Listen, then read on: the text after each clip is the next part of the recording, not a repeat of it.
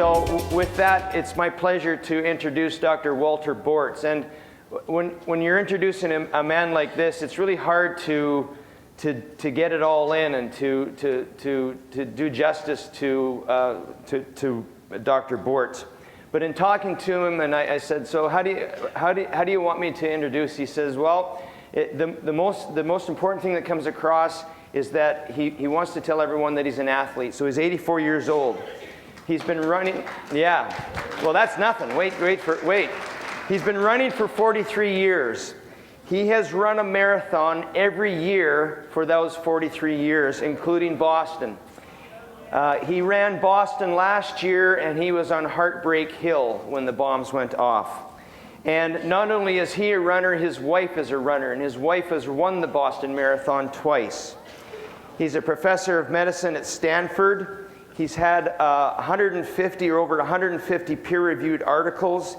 He's written 8 books, 3 of which I think he has brought here with him today. He told me that today, after he does the keynote, he has to write his blog for the Huffington Post. And his blog is entitled Dare to Be 100, and when he comes up, you'll see his t-shirt.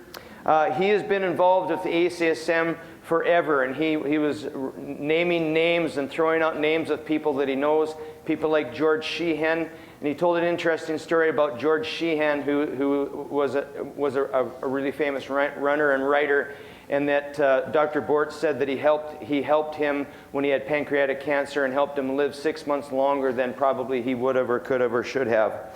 He also mentioned that he's known Stephen Blair since Stephen Blair was maybe this tall, I guess. And he described himself as a convicted exerciser. So would you please give a great warm welcome for Dr. Walter Bortz.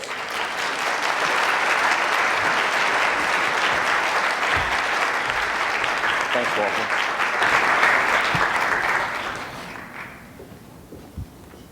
Good morning. In medical school, we have 2 courses. One is on bad penmanship. I learned that very well because I can't read my own writing. The second is how to keep people waiting. And I see here I'm 15 minutes late. So I learned that lesson as well. And you, unfortunately or fortunately, have already put 15 minutes of wear on your chair.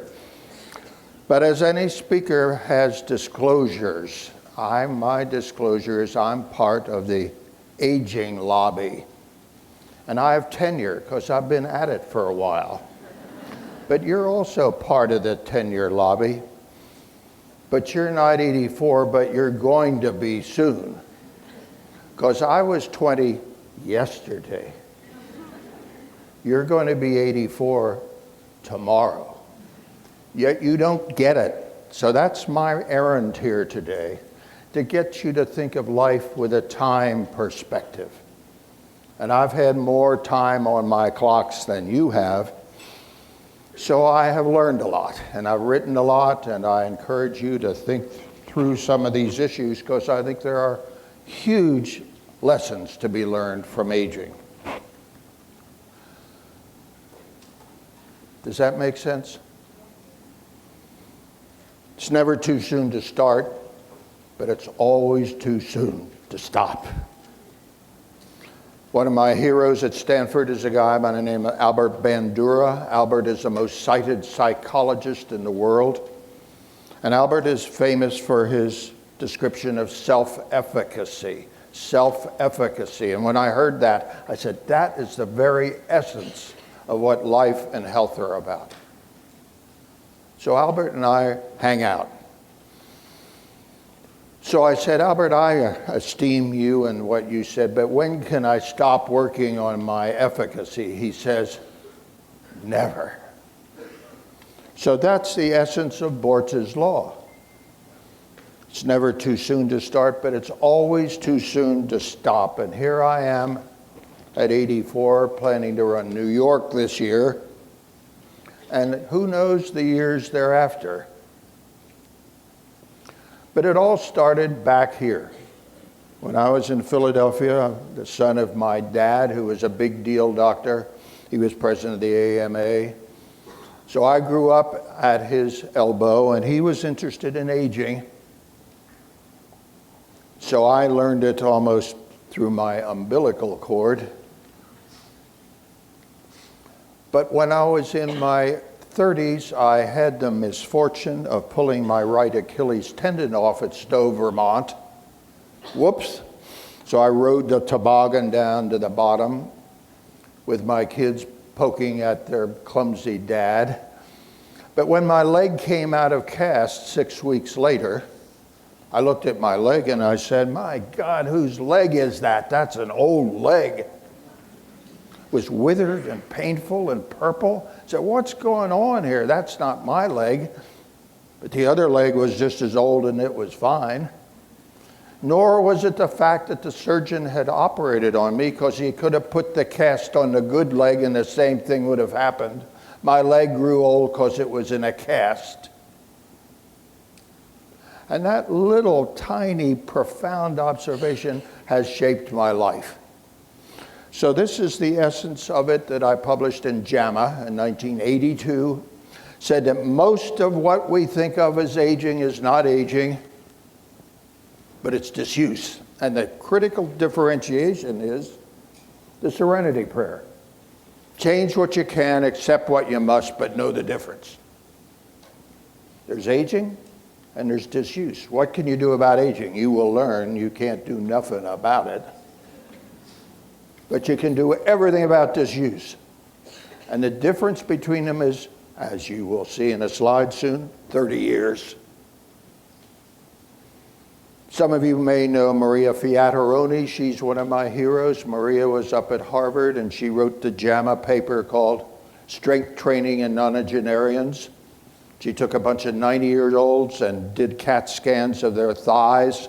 And here was the CAT scan, the skin and the femur, and around the femur is this little arc of muscle. Well, that's what you expect for 90-year-olds. She says, no. Because she put them on a strength training program and did another CAT scan, and 2 months and whoops, here the muscle had ballooned out. So 90-year-olds have the capacity to be strong if they don't go to bed. So this became my hobby and my fixation to show this differentiation. And I was privileged to be at Stanford, which is going to the Final Four. Do you notice last night? Because at Stanford we're near NASA.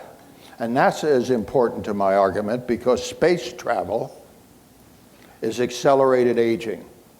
Because you go up there and float around, and as you're sitting there, I'm standing here, we're working a little bit. But in space you don't do nothing. You float. You become a jellyfish in space. So what happens to your skeleton in space? It deteriorates. And do you know that one of the risks of space travel is kidney stones? Because you don't need a skeleton anymore. You just mobilize it out, and these little crystals come in your ureter, and then you're not a happy astronaut. So NASA learned early that you damn well better be active in space or you're not going to last. So I mobilized all the NASA data and all the data, and you get these two lists. This is what happens with aging, and this is what happens with disuse, and they're the same list. So most of what we think about aging is not aging, but it's disuse. So this is the essence of this paper, and I guess it's the essence of my story. So I was giving my talk at Nashville to Meharry. Meharry is important because it's one of the only 2 surviving all-black medical schools. And I was in the amphitheater giving my talk, and I looked up and I said, my God, I was you, second-year student, 50 years ago. But I looked up and I said, you're different than me. You're female, I'm male. They're black, I'm white. You're south, I'm north. You're young, I'm old. So we have big differences between my audience that day and me. But then I said, there's a bigger differences than that. The first is knowledge. Just think of me 50 years ago. If you'd have turned me loose at that time, I'd have been dangerous. Because we didn't know anything. Moore's law shows everything doubles every 5-10 years. Well, I could no more pass an exam of these kids now, I wouldn't know what the question was about. So knowledge has been exponential, but bigger one is money. Because when I was growing up, my dad was a doctor, a little storefront operation with a tiny office downstairs. I was told to practice the piano softly so I wouldn't disturb his patients. He was paid by barter. Can you imagine me going into the Stanford accounting office and giving them a bag of cherries to pay my bill? I mean, that wouldn't work, but that did work 50 years ago when I was a Sprite doctor. My wife's daddy was a doctor in Boston, and he took out her tonsils on the kitchen table. So look what's happened in 50 years. We've gone from a storefront operation to this huge corporate entity, which Arnold Relman calls the medical industrial complex.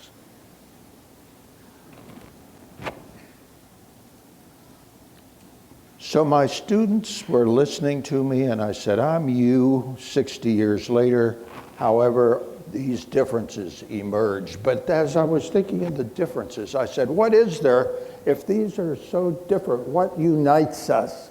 Why are we together here? So I said, we are united by a common mission. The mission hasn't changed. The mission hasn't changed since Hippocrates. So for thousands of years, the mission of medicine has remained the same. I said, oh, that's pretty good. I'm different, but I'm the same because we're after the same goal. So if that is correct, what's the mission of medicine? So here my brain was just toiling along, and I said, what is the mission of medicine? Have you ever seen it rendered explicit? It's not in the Hippocratic Oath. It's not anywhere, so I made it up. So the mission of medicine, and I think this is on a later slide, is the assertion and assurance of the human potential. That's what you're in the job of. We're all in the job of asserting and assuring that we live to our potential. So that's good. I like that. So that's been kind of my banner that I've held forth. But the immediate question is it serving its mission?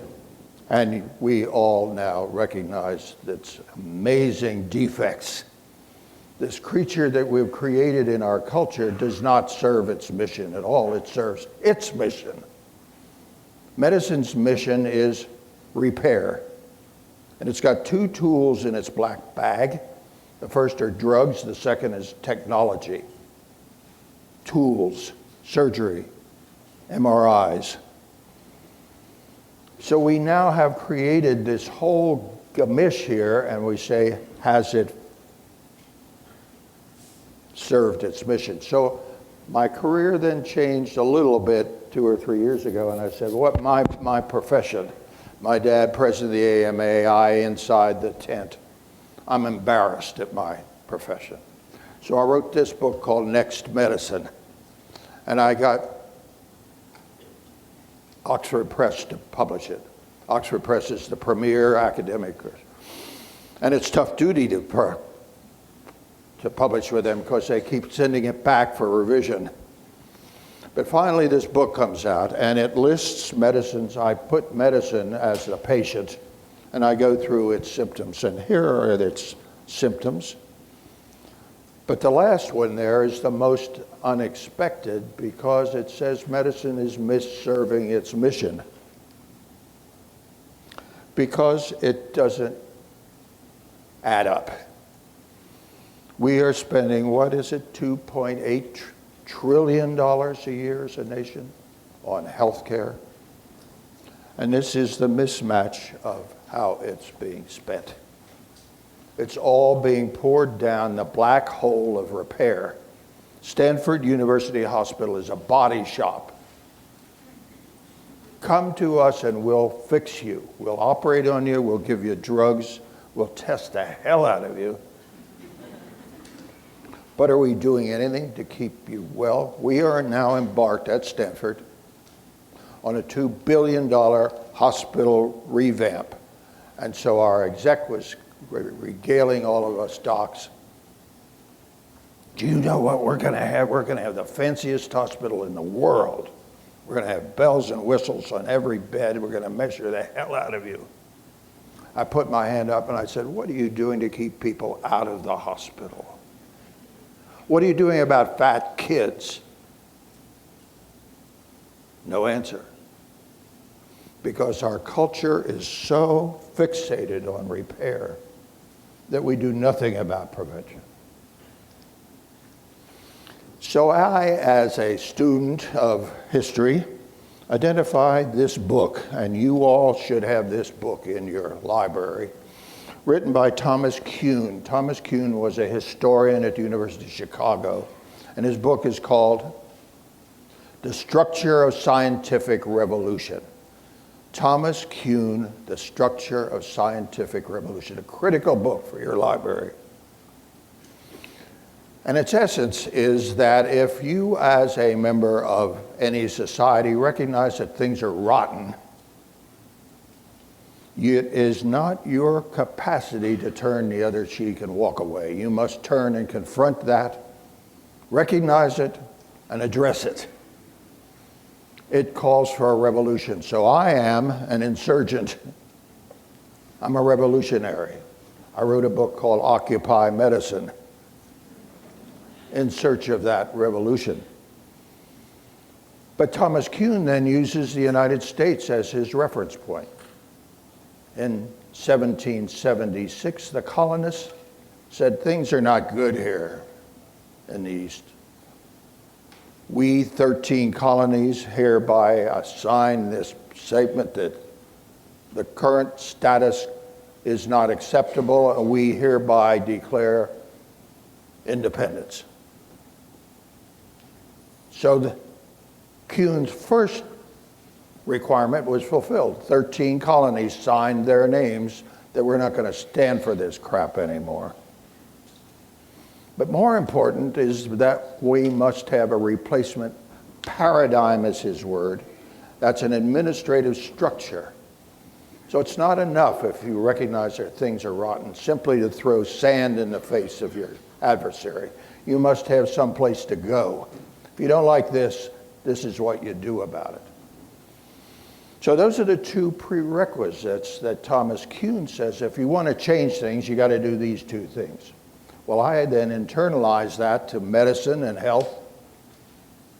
So we cannot put up with what we got now any longer. We need a revolution. We need two prerequisites. We all agree now. I think management and labor and young and old and male all think that we got to do something. And Mr. Obama is trying. It's got one half of an oar in the water. But we have not really established our replacement. So what is a replacement for what we got? Health? Ooh. Isn't that revolutionary? Our whole system is disease. So we need a replacement paradigm, which is health, which is where aging comes in. Because aging's not a disease. You don't cure it, you don't operate on it, so it needs a different paradigm. And that's been part of my job, to talk to you and to write about it. What's the replacement paradigm of health that is brought to you by an understanding of what aging is? So this is the passing of the caduceus from disease to health. I gave this talk at Harvard a while back and said we got a square peg for a round hole. There it is. That's what we should be doing as a culture. Now, we're not flying blind. ACSM and my good friend Nico Pronk have been working on measurements. So this is not fantasy. This is now reducible to numbers. We can do this. So said, okay, if I'm saying that 100 is your birthright, do you know that on the opposite side of your birth certificate there's an expiration date? That dates 100 years from your birthday. So it's your opportunity to live 100 years that is obscured by things that foreshorten it. So think of yourself as for a moment as a car, your Chevy or a Volvo, or be what you want. So your condition of a car depends on 4 determinants: design, accidents, maintenance, and aging. Same for you, car and use. So here are the I published this in the American Journal of Public Health 2 or 3 years ago. These are the determinants of health. Boom. Nothing obscure or radical about saying that. That's it. Those are the 4 things that hit us up as we're trying to get to our potential. So then put them into an equation. Health equals genes, things that happen to us, accidents, intrinsic, and aging. So this is the equation that works. Does design matter? Yeah, a little bit. Well, you know, I as a geriatrician am sick of people coming into me and say, well, if you want to live a long time, choose old grandparents. Because it's wrong, and it's dangerously wrong. And the way you know is you get a bunch of twins. And we did this at the Institute of Medicine. The Institute of Medicine has an age cohort of all the male veterans of the Second World War. And there are 10 or 20,000 male twins. So you plug them into an equation, because if heredity is what is determinative, then twins should die simultaneously of the same disease, right? I mean, if it's just a printing press printing out gene, then identical twins should die simultaneously of the same. Well, they don't. Identical twins die something like 6.2 years apart, rarely of the same condition. Non-identical twins die at 7.3. Same birthday, people die 8.3 years apart. So genes matter a little bit, 15%. So I like that as a Serenity Prayer student, because I can't do nothing about your ancestry. If you come into my office and say, hey, doc, you know, I'm really kind of worried because I'm 39 and all my family members die on their 40th birthday, I don't at that moment say, good luck. I say, what did they die of, and what are you doing that will allow you to steer around those shoals that are out there that might stick you up? So too, if you say everybody in my family lived to be 103, and I love to jump out of airplanes without a parachute, I say, that's not a good idea.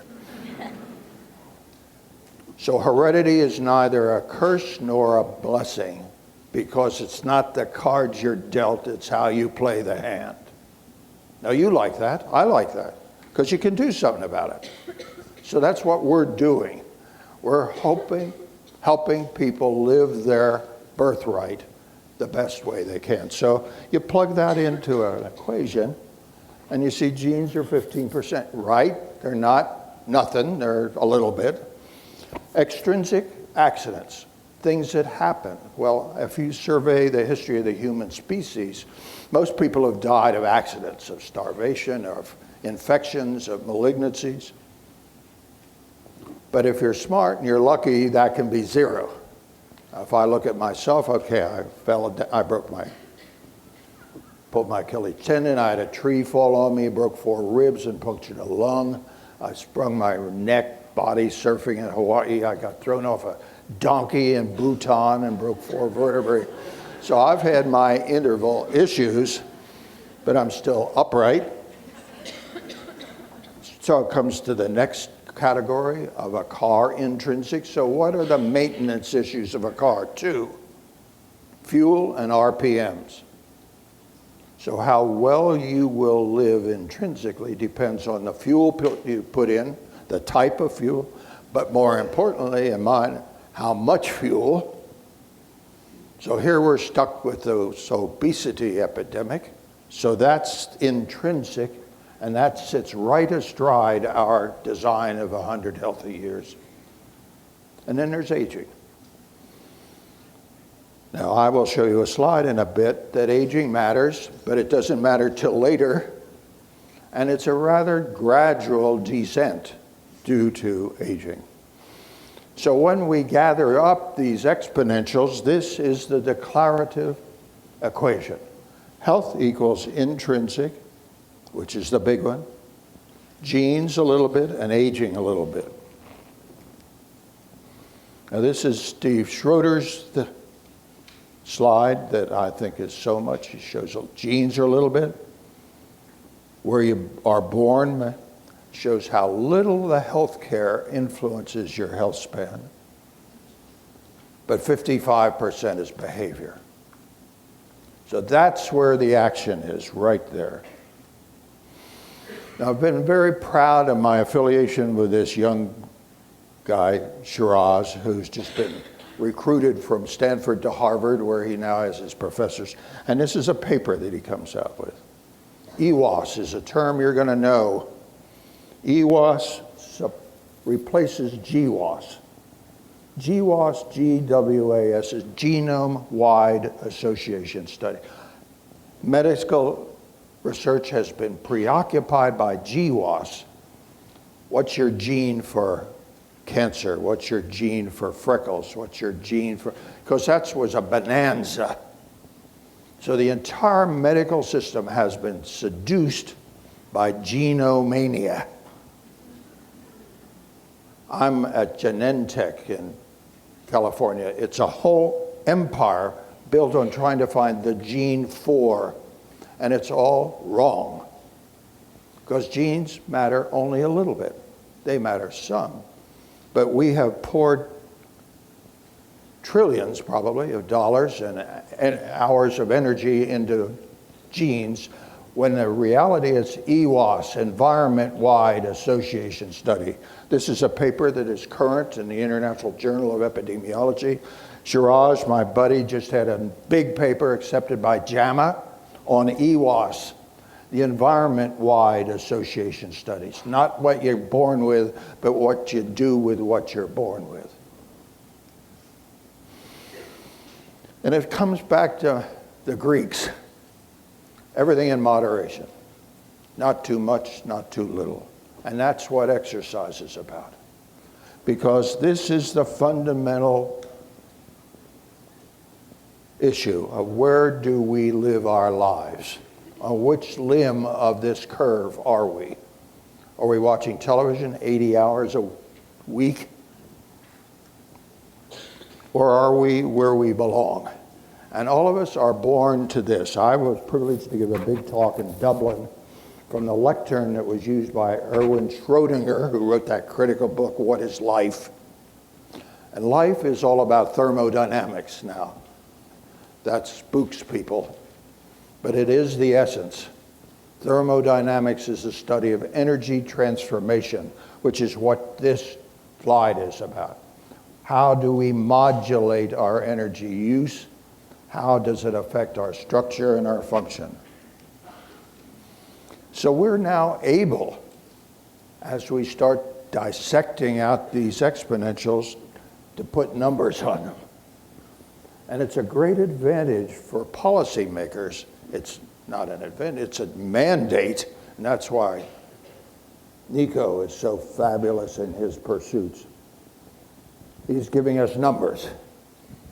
So what we think of kind of intuitively, now we're able to measure. So these are, in my books, these are the metrics of health. How long do we live? We are the first generation in the history of this planet that knows how long we ought to live. Think of that. Nobody knew anywhere. My dad, big deal. He didn't know how long he could live, how long he should live. We should live to be 100 if we resonate with these health metrics. And these are the curves that describe that. And we're getting there. Now, way out on the right side here is what we call the supercentenarians. What's a supercentenarian? A supercentenarian is somebody over 110. And one of my really good friends is a guy named Steve Coles, C-O-L-E-S, M.D., at UCLA. Steve is the international chairman of the Supercentenarian Registry. Now, these are the people gathered around the world who are over 110. I had Steve talk to my class at Stanford last year, and the take-home message of his talk was, you don't want to be 110. Because it gets a little grim after 100. So 100 is your target, and in a book I'm contemplating now, I have a warranty. 100 healthy years equals 100,000 miles. 100,000 miles is 1,000 miles a year, 3 miles a day for 100 years. That's your warranty. What else do you need? I mean, it's there. We got it figured out. Here's your 100-year warranty having to do with how many miles you put in. And I've been notable for claiming that the most important organ in an older person's body is not their heart or kidneys or brain, but it's their legs. As long as an older person keeps their legs, they're okay. But once you get to noodle legs, you're then at risk, because everything goes to hell, all because of your legs. So that's his health span. We know how long health should last, and as I said earlier, it's never too late to start. Health space. This is an important concept. We are all born with much redundancy. We need redundancy in an evolutionary sense, because people don't live, animals don't live at their basal. They live lives when things are happening, challenges. You're going to get eaten, or there's a drought, or something happens. So it's not enough just to have a basal level of metabolism and function and structure. You must have reserve. So we have safety factors, and there's a very robust literature about the safety factors of a human life. And it's very interesting when you look closely at them. These safety factors are identical to mechanical design principles. When you build a bridge, you need safety factors. In San Francisco, you got to stand the next earthquake. So you have to build that in. So we have earthquake insurance into ourselves. So we have extra. We have 2 eyes, ears, lungs, kidneys, testicles, ovaries. You only need 1. I can run a marathon with 1 lung. I can excrete my waste materials with 1 kidney. I can overpopulate the world with 1 testicle. So you only need half of what you're given. So that means you start like a bank account with 100%, and you can give it away. 70%. But once you get the 30% of your original starting allotment, you start to be short of breath, or you're weak, or something happens to you, another 10% and you're dead. So the health space is above 30. You're at risk 20, and the analogy to your bank account's perfect. When you got $150,000, big spender. When you only got $1.50, you got to watch how big a check you write. So what's happening late in life? Where are you in this space? All the medical things is down at that 30%. Wait till something happens, and then I'll be okay. Well, we are fortunate at our wonderful rehabilitative competence. Maria Fiataroni's study shows 90-year-olds can get strong. So this is that metric, how much health we've got. And the last is this. And this is a composite slide that I published in the Journal of Gerontology, shows that fit people age at 0.5% per year.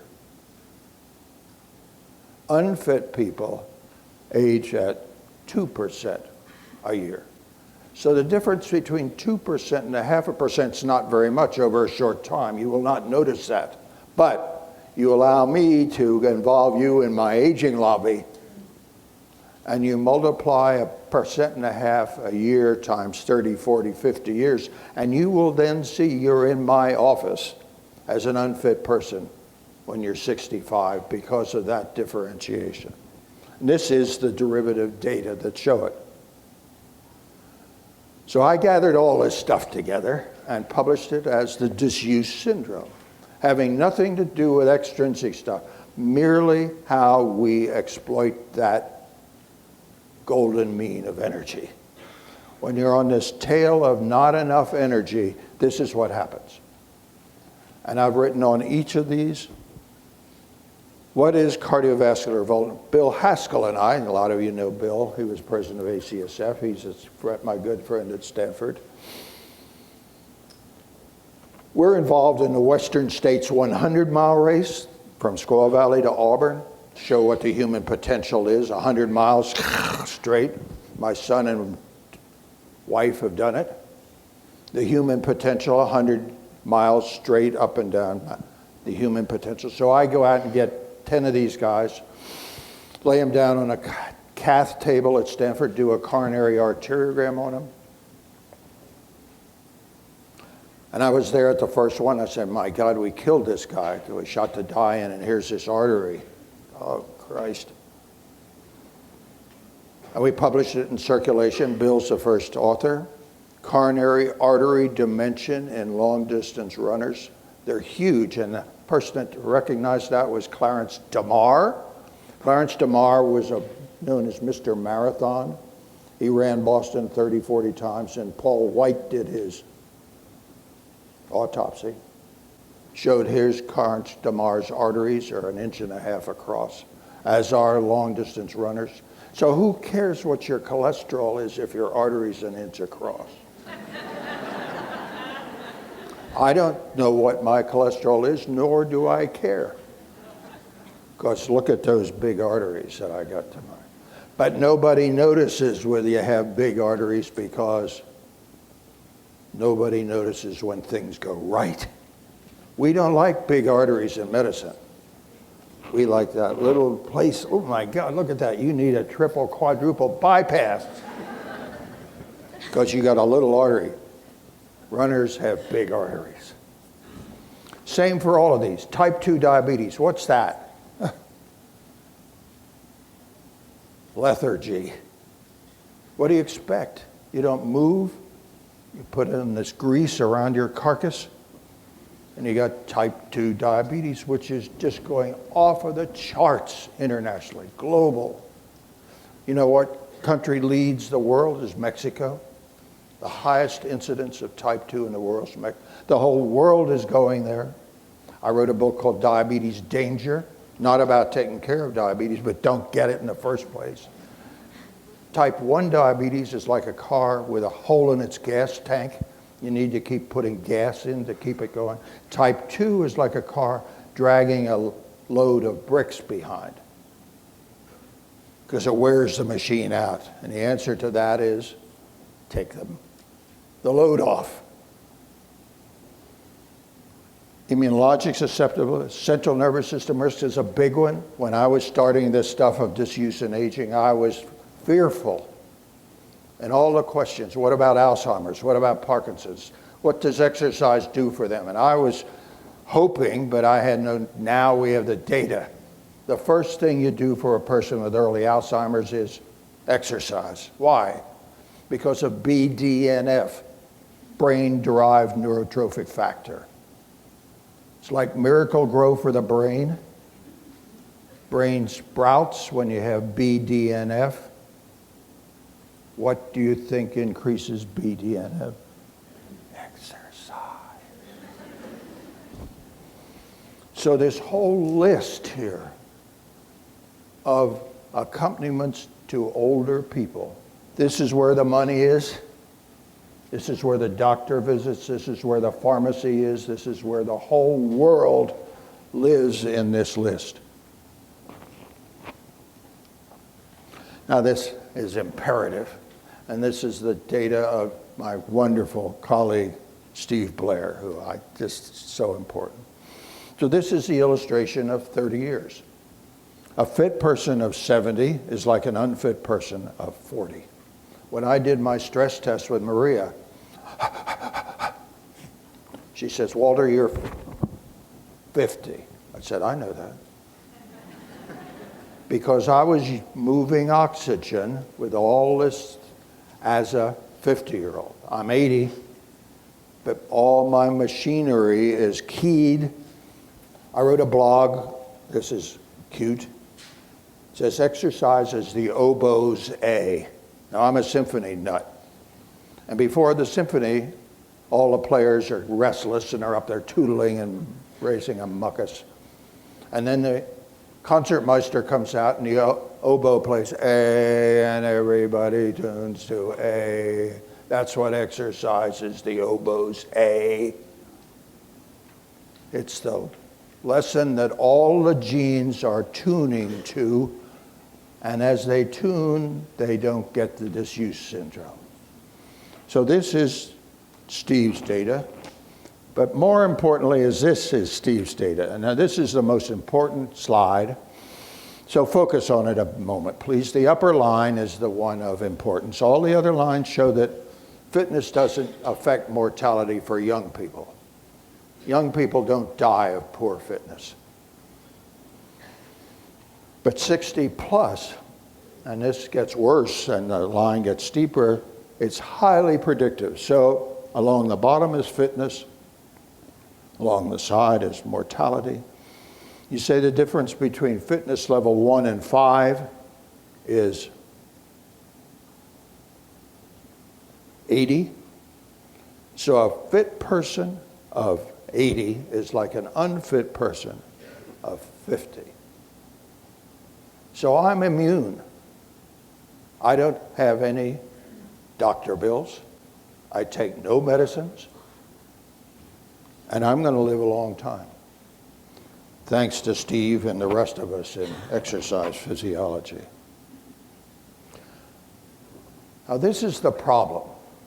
The problem is that it's so complicated that it does not lend itself to snippets. It's not sound bites. This is what a cell looks like. Any old cell, we've got what, 80 trillion cells? Every cell looks like this, and every one of those dots is a protein molecule. So we're just galaxies of proteins.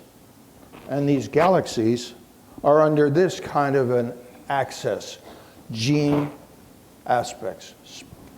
It's going on all the time. Our citric acid cycle turns over 6,000 times a minute. Every cell in your body is revving like this at a rate that's incomprehensible. So when we're taking blood pressure and pulse, it is all an ultimate reflection of how these dynamics are happening. And there's a Nobel laureate by the name of Sidney Brenner. He says, you can't know everything, but you don't have to know everything, only enough. So how much do we have to know? What is the human potential? I say we should know enough to gratify the human potential. And it's my judgment that we almost do know enough. Exercise physiology, biochemistry, to me is almost with a ribbon on it. I think we know enough to live our 100 years. So if we do that, then what we need is an implementation. How do we create the public policy? That's why I had a wonderful breakfast with Nico. Nico's on the absolute edge of changing the world.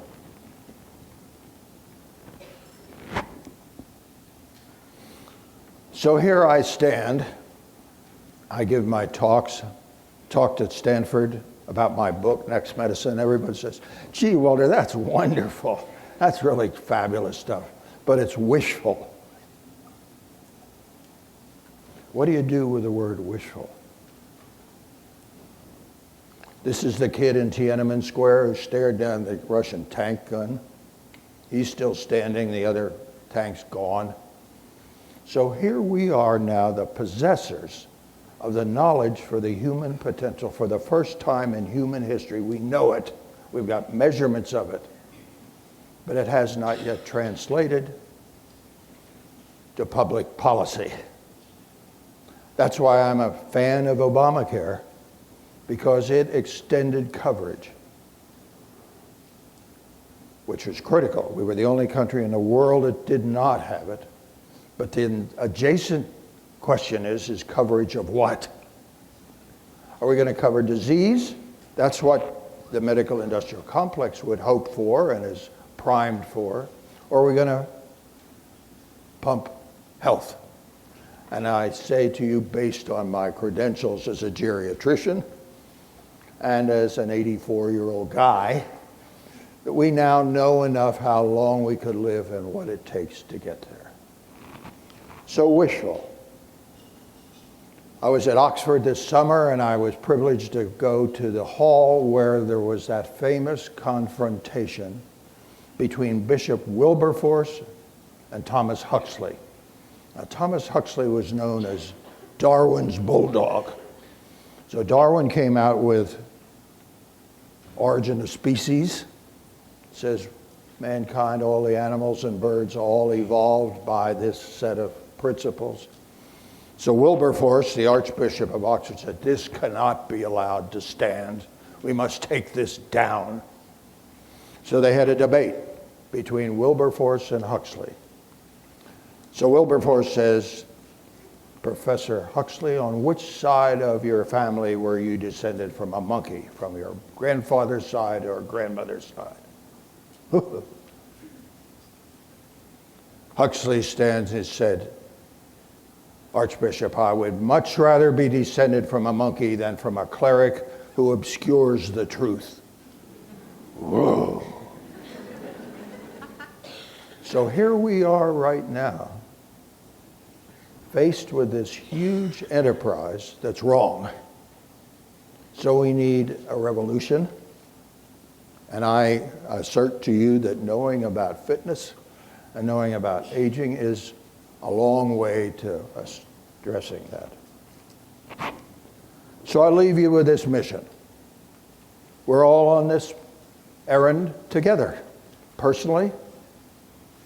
And I think it is your responsibility, individually and collectively, to address this. What are you doing to do this? I'm out there paddling as fast as I can. Proud to be able to talk to you because you're leaders in the health industry. Trouble is you don't have the money. The docs have the money, but they need you. And they're starting to recognize, because they're spending too much money, down a black hole. So the answer is health. So you're there, I'm here. And I've already been invited back for 10 years from now.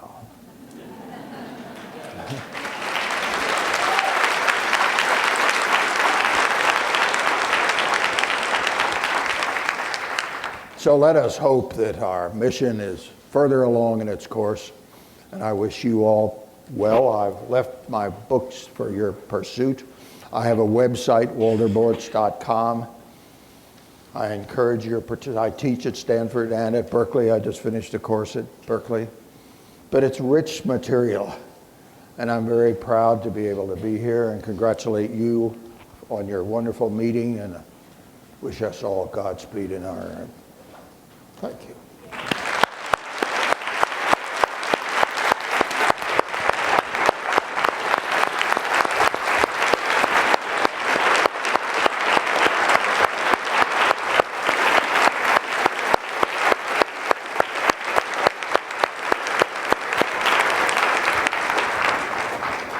We have about 10 minutes. Would you like to take questions? Absolutely. Okay. So we've got about 10 minutes before this session actually officially ends. So Dr. Bortz has indicated that if there's any questions, he'd be more than happy to take them. And if you have a question, yeah, there's a microphone there, and it's imperative that you go to the microphone, otherwise we will not be able to hear you. Any of you guys want a Viagra prescription? I can. Hello. Dr. Bortz, where can I get a t-shirt like that? Get one made. I'll give you this one. Who wants it? I do.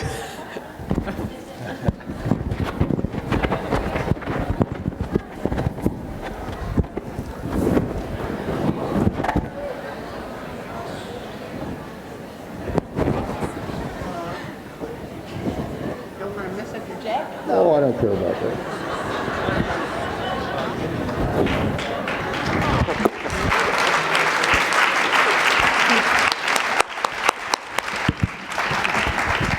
You ever think you'd have a strip show here at the ACS? Anyhow, guys, what else? Anything else on your mind? Have I intimidated or threatened everybody out there? No, go ahead. We got Please, another question. please. Thank you, Dr. Bortz. I'm curious to know what your feeling is as far as what's been going on so far throughout time of the differential life spans or life expectancies for men and women, and how much, I don't know, is that like 3, 4, 5 years, and how much do you attribute that to things that are inherent that have to be, or how much is it a lifestyle or self-care issue? Thank you. The question is, why do women outlive us? And one of the reasons I suggest is that you pee sitting down and we pee standing up. And you have all these deep knee bends that you're doing all the time.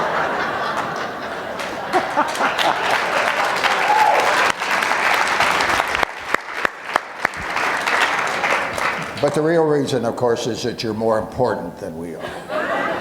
And that's true. I mean, throughout nature, the female survives because you're here for the duration. We're here episodically. But you bend, you don't break. We're fragile, you're tough. And one of the things that bothers me is that when a wife dies, the husband dies soon thereafter, but when a husband dies, it doesn't bother the wife. And that's true in my family. If I died tonight, my wife would have a blast.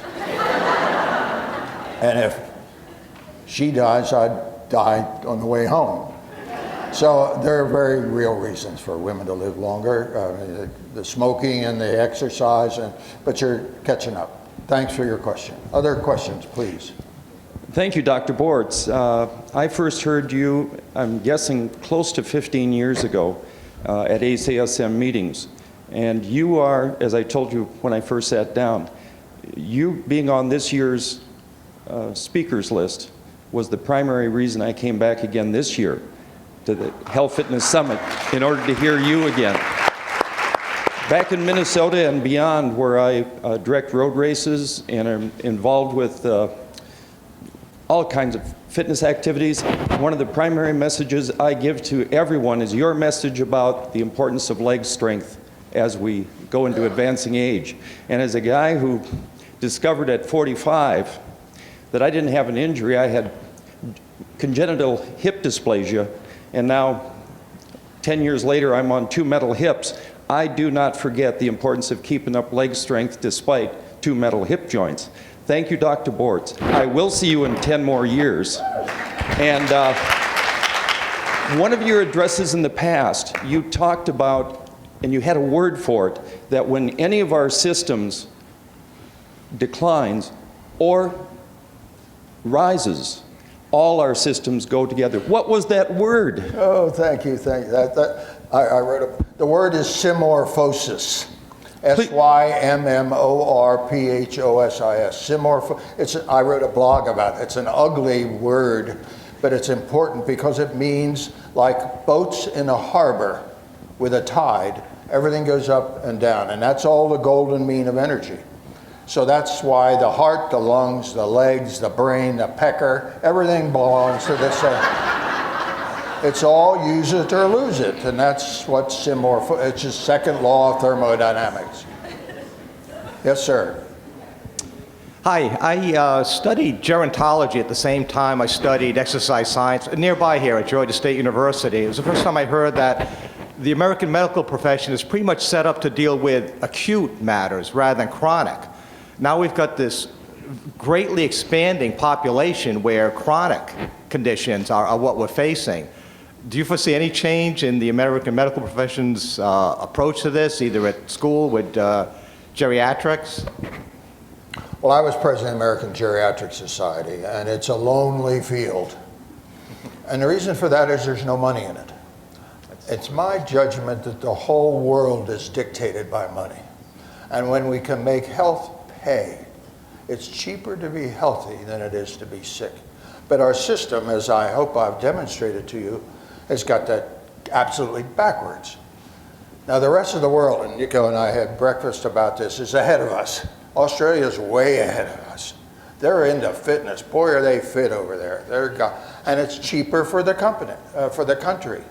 It should also keep cheaper for the companies, but it's cheaper for the country. And we will have an economic disadvantage if we're all sick.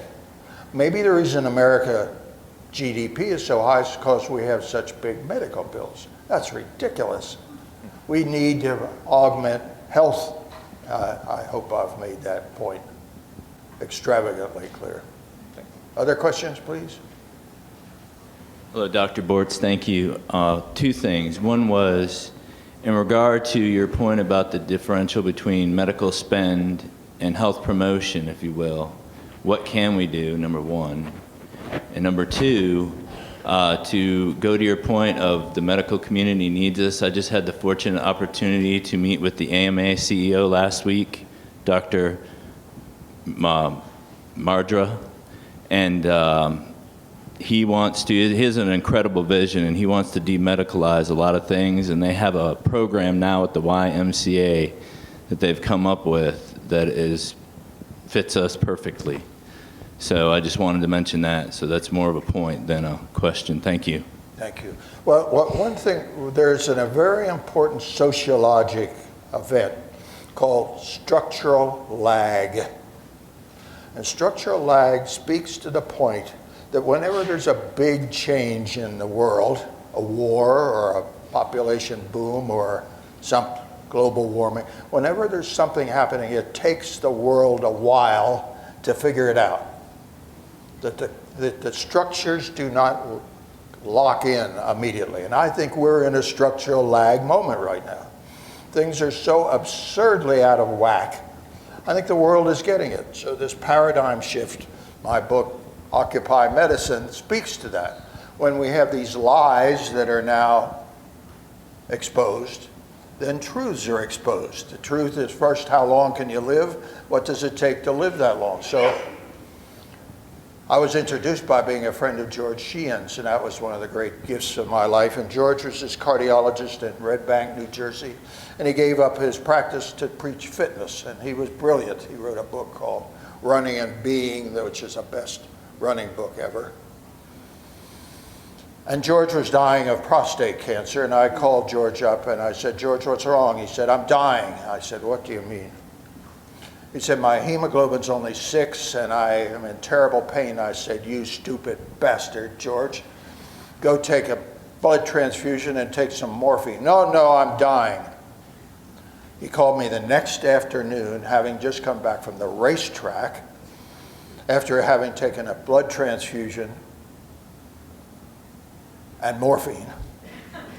And he lived 6 months, and his family blesses me for having given him 6 months of advice. But George wrote a book called Going the Distance. And in it, he talks about his last weeks and months of life, talks about my stuff. He said, you know, I find as I'm getting to the end that I look back and see life in its early phases. And he said, when I was 5 years old, life was perfect. Mommy was great, and I had a bunny, and my bed was dry, and everything was wonderful. But then I turned 6, and nothing's ever been the same since. So what the hell happened between being 5 and 6? He said the difference was when I was 5, I kept asking why. I turned 6 and I started asking how. So the difference between why and how is why is a big first principles. What matters? How do I pay this bill? How do I get my income tax done on time? We're so preoccupied by the hows that we forget the whys. And I give the first talk to the Stanford Business School every year and say, what's the most important asset in your life? There's only one answer to that: health. Who owns that asset? You own it. But that's not what we think about. We think about our checking accounts. We think about job performance. Anyhow, so let us keep thinking about why and let the hows kind of take care of themselves. Thanks for your attention, everybody. Thanks, Walter. That was great. Thanks, everybody.